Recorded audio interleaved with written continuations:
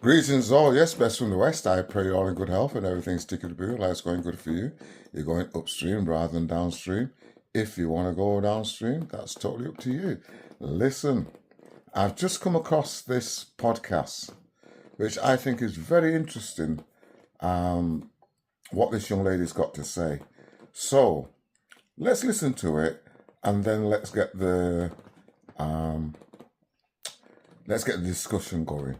Is she right or is she wrong? They mock our hair, then go get braids. They mock our lips. Now they're paying for injections. Called us dirty, but had us raising their kids. So I asked AI one question and told it, do not soften this. Do not apologize. Just make it plain. What it said back? I had to sit back, y'all. I had to sit back. Child, that's what blew my wig back completely.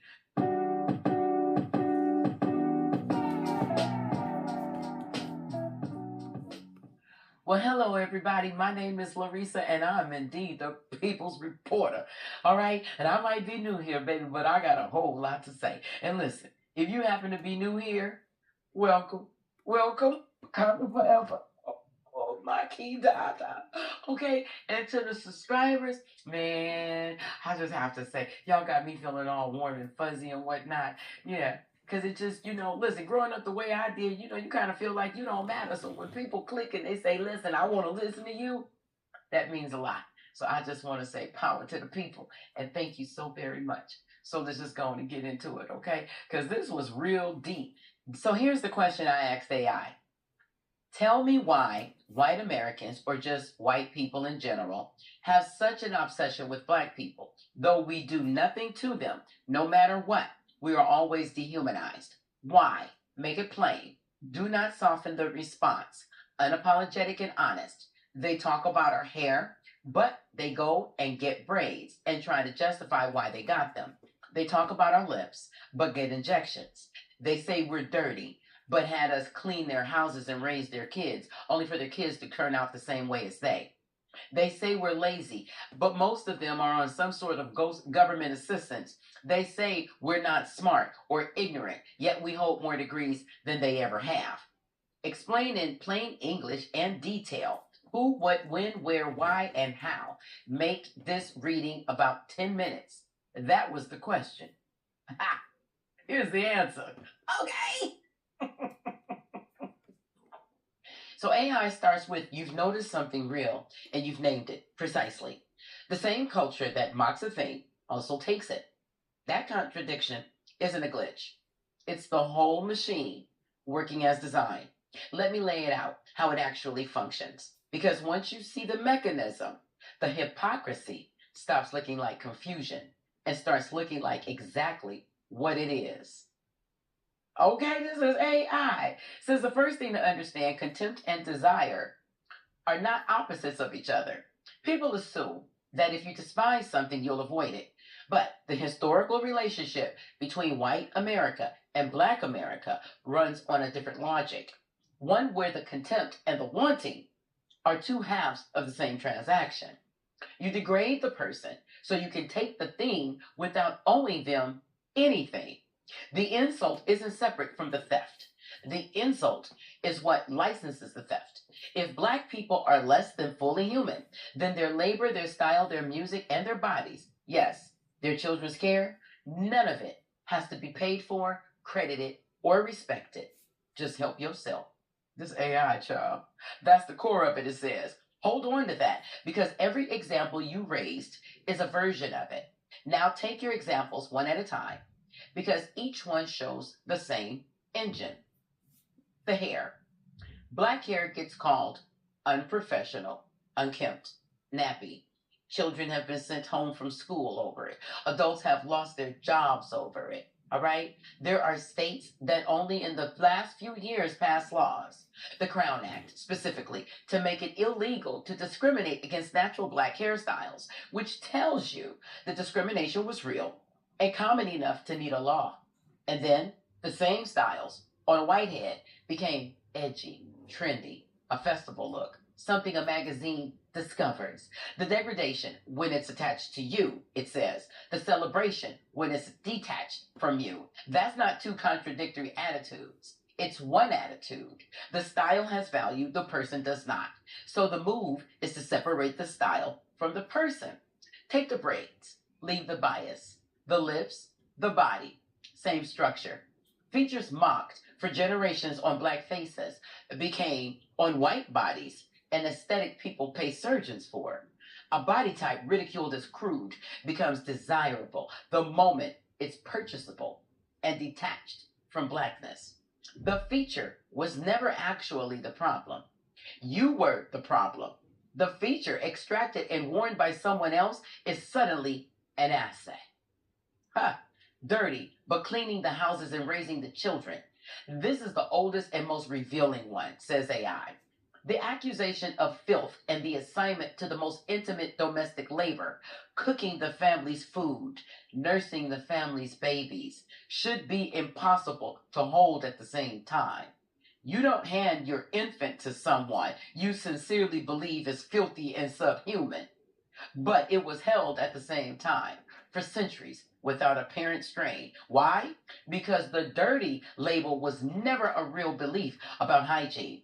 It was a tool for ranking, for keeping a person in subordinate place and underpaid. The intimacy of the labor proves the contempt was always strategic, not sincere.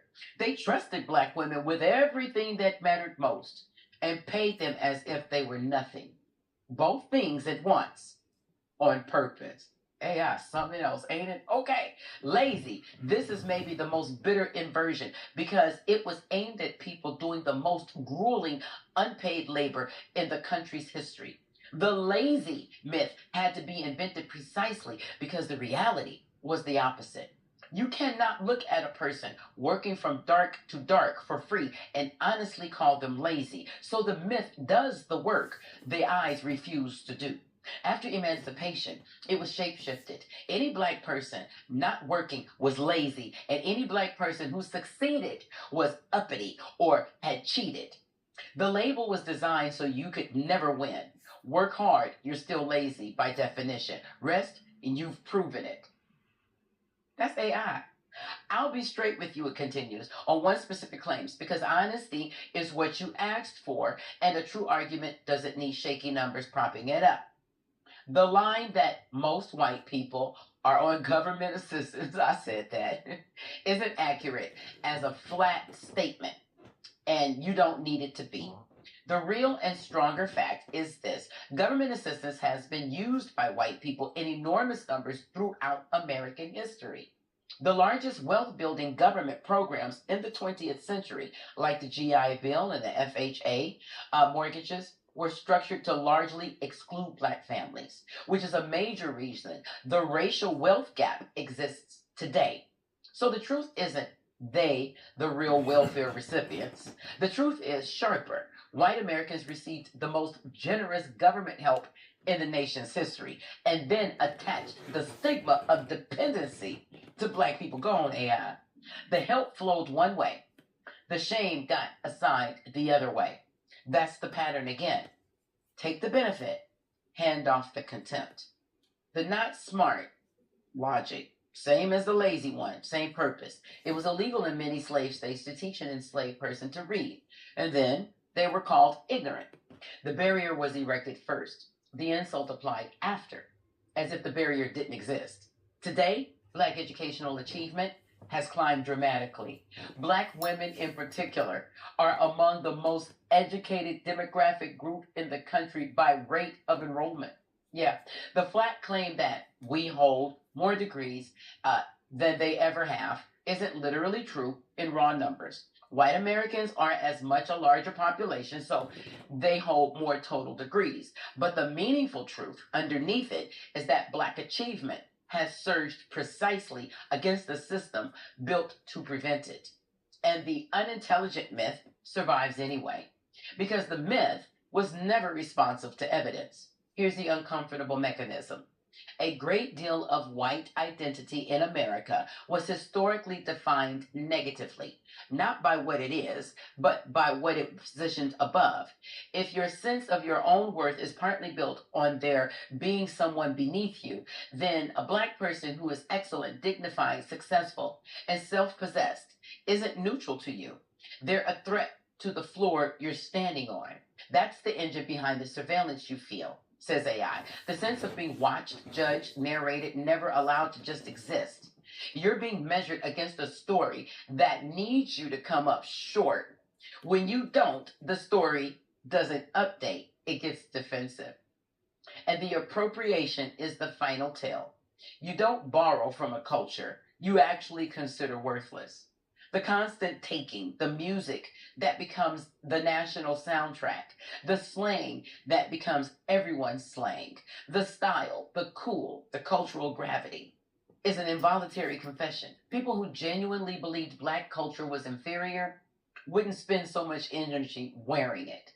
What I won't pretend, says AI, two honest caveats. Not to soften this, but to keep it true and therefore usable. White people is not a single mind. Plenty of white Americans don't run this program. The machine works partly by convincing ordinary white people that their interests lie in racial ranking rather than in solidarity, when materially they often don't. Naming the machine precisely is more powerful than treating every individual as the machine. And the contradictions you've spotted are not signs that you're imagining things or being too sensitive. They're the most reliable evidence that a thing is real. You asked me, says AI, to make it plain. So here it is in one breath. They built the insults to justify taking your labor. The insults outlived the slavery that needed them because they got woven into how some people understand their own worth. And the appropriation gives the whole game away because nobody steals from a culture they actually believe is beneath them. So that's the machine built on purpose, kept alive, because some people need somebody beneath them to feel like somebody. Shame. And the stealing gives the whole game away every single time. If this made something click for you, do me a favor. Hit that subscribe button because this is the I Asked AI series, and I'm asking the questions everybody tiptoes around.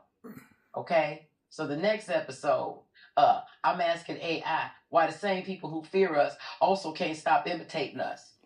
Okay? And where that fear actually comes from. You don't want to miss that one. All right? All right. So drop a comment with what I should ask AI next. I read every single one, and I'll see you in the next one, all right? Now, y'all know me. My name is Larissa. I'm indeed the People's Reporter, and I might be new here, baby, but I got a whole lot to say. To go and click that subscribe button, hit the notification bell if you will, because you don't want to miss it, because I got a whole lot of questions, and I know kind of figure, well, I ain't going to get no answers from the folk, okay? All right. Okay, y'all. So y'all know me. What? Say it with me. Say it with me. Come on. Power to the people. People. All right, y'all. Until.